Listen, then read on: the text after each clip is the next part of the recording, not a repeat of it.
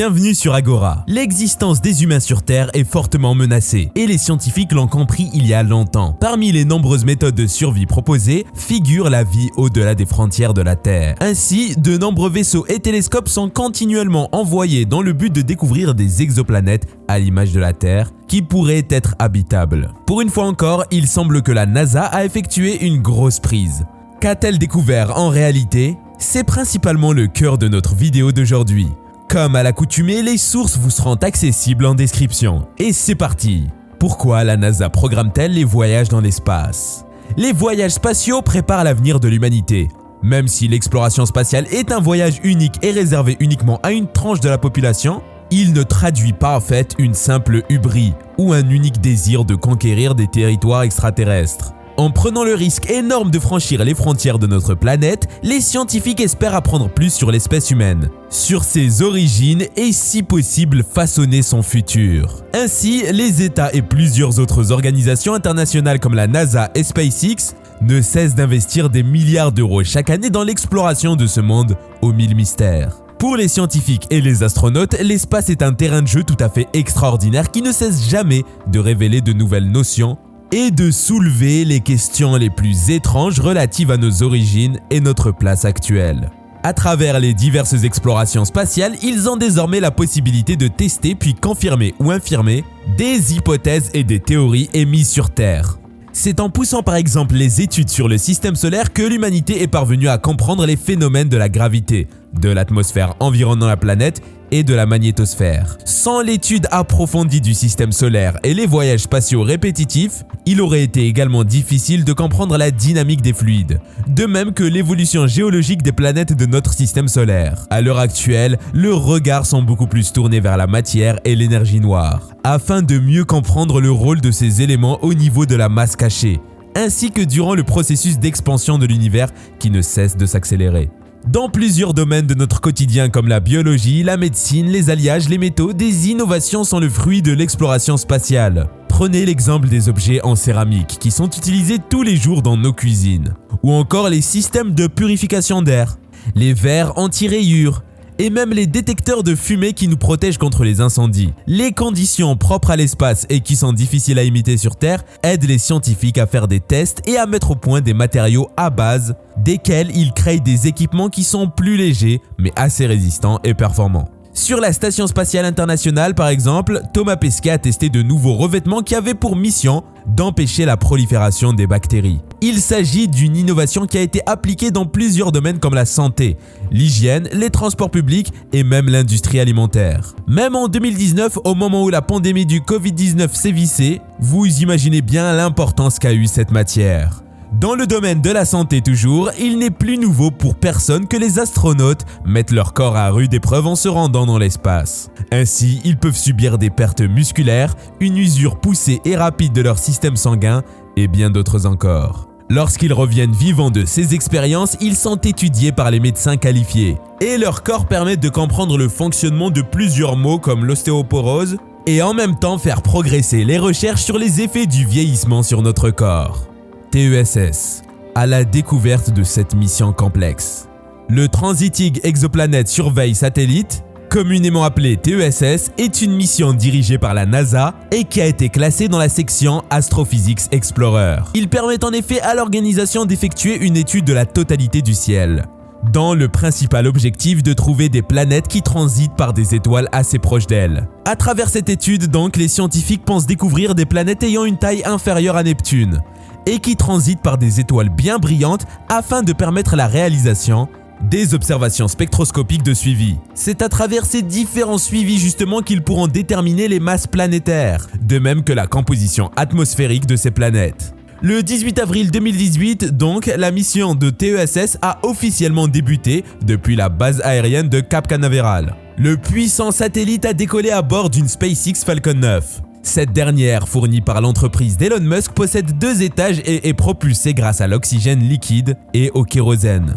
Dans un but économique et écologique, le premier étage est conçu de façon à être réutilisable et possède 9 moteurs Merlin 1D, tandis que le deuxième étage en possède un seul. Le système est conçu et mis en place de sorte à garantir un transport sans anicroche de ses voyageurs ou de tout autre élément comme les satellites. De même, TESS est la toute première mission satellite d'astrophysique dirigée par la NASA et qui a été lancée à travers un contrat signé avec SpaceX. Pour obtenir les meilleurs résultats possibles, TESS réalise ses observations depuis une haute orbite elliptique unique de la Terre. En effet, cette dernière lui offre une vue de champ très bien dégagée, ce qui lui facilite l'obtention de courbes de lumière continues. De même qu'une plateforme avec une meilleure stabilité, l'ensemble de ces conditions permet aux scientifiques d'obtenir en fin de compte une photométrie plus précise que ce qui est obtenu depuis une orbite terrestre plus basse. Le lancement effectué a porté l'observatoire du satellite sur une orbite de stationnement avec une inclinaison de 28,5 degrés. Après son envoi dans l'espace, les opérations scientifiques de TESS ont démarré le 25 juillet 2018. Et en juillet 2020, TESS débuta sa première mission prolongée qui est désormais beaucoup plus axée au niveau de la communauté. Les objectifs ont été modifiés, de même que le mode de collecte des données. Ainsi, l'enregistrement photométrique s'effectue désormais à une cadence de 20 secondes, tandis que les images plein format FFI qui étaient obtenues toutes les 30 minutes sont maintenant fournies toutes les 10 minutes. Enfin, en 2022, TESS a entamé sa seconde extension de mission, faisant également passer le FFI à 200 secondes. La mission Kepler, à l'origine de TESS. TESS tire ses origines de Kepler, en d'autres mots, c'est son successeur. La mission Kepler, qui était aussi sous la direction de la NASA, a débuté en 2009 pour prendre fin en 2013. Cette mission, qui a duré 4 longues années, est en effet une enquête statistique de transit qui a été mise en place afin de déterminer la fréquence des planètes qui avaient une taille similaire à la Terre et qui se trouvaient autour d'autres étoiles. Kepler possédait un champ de vision de 115 degrés carrés et avait donc la possibilité de couvrir près de 0,25% de tout le ciel. Kepler a alors permis aux scientifiques de trouver des milliers d'exoplanètes qui se trouvaient en orbite autour de plusieurs étoiles qui faisaient partie de son champ de vision. Certes, à l'époque, Kepler était très révolutionnaire et permettait de découvrir plusieurs planètes de la taille de la Terre à Neptune. Mais un problème se posait quand même. La majorité des étoiles qui se trouvaient dans son champ se situaient à des distances de centaines, voire milliers de parsecs. De telles grandes distances rendent les observations assez compliquées pour l'équipe, qui s'obstine à analyser sur la Terre. Ainsi, son successeur TESS a vu le jour et a pour objectif de sonder près de 85% de la totalité du ciel. Autrement dit, il devra couvrir une partie du ciel qui est 400 fois plus vaste que ce qui a été couvert par Kepler. Pour accomplir au mieux sa tâche, TESS cible les planètes dont les étoiles sont situées à une distance d'environ 200 années-lumière et opte surtout pour des étoiles qui sont 30 voire 100 fois plus brillantes que celles ciblées par Kepler durant ses missions.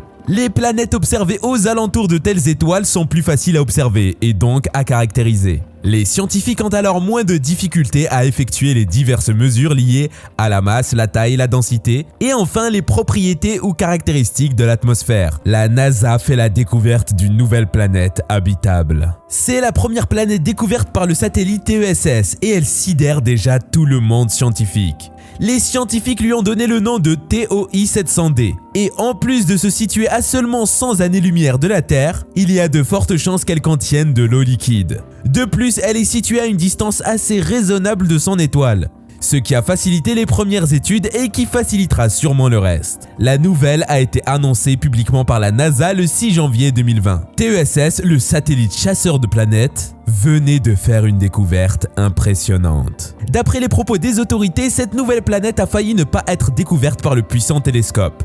Heureusement, plusieurs astronautes amateurs dont le lycéen Alton Spencer ont remarqué et signalé une erreur de classification initiale. Ils ont été salués par la NASA, car c'est la correction de cette erreur qui a permis aux observateurs de comprendre la réelle nature de ce système. La découverte a ensuite été confirmée par le télescope spatial Spitzer. L'étoile TOI 700 est une planète naine qui ne fait que 40% de la taille et de la masse du Soleil, tout en ayant une température de surface inférieure de moitié à celle du Soleil. D'après les observations de TESS, il y aurait 3 planètes tournant autour de cette étoile. Elles ont respectivement pris le nom de TOI 700b, TOI 700c et TOI 700d. Mais parmi ces 3 planètes, c'est TOI 700d qui se situe dans une zone qualifiée d'habitable et qui fait presque la même taille que la Terre, même si elle possède une grosseur de 20% en plus. Elle perçoit plus de 85% de l'énergie que le Soleil fournit à la Terre et elle fait le tour de son étoile en seulement 37 jours. La question qui se pose maintenant est de connaître sa réelle composition. Pour y arriver, les chercheurs ont mis au point plusieurs modèles en se fondant aussi bien sur la taille de l'étoile que sur son type.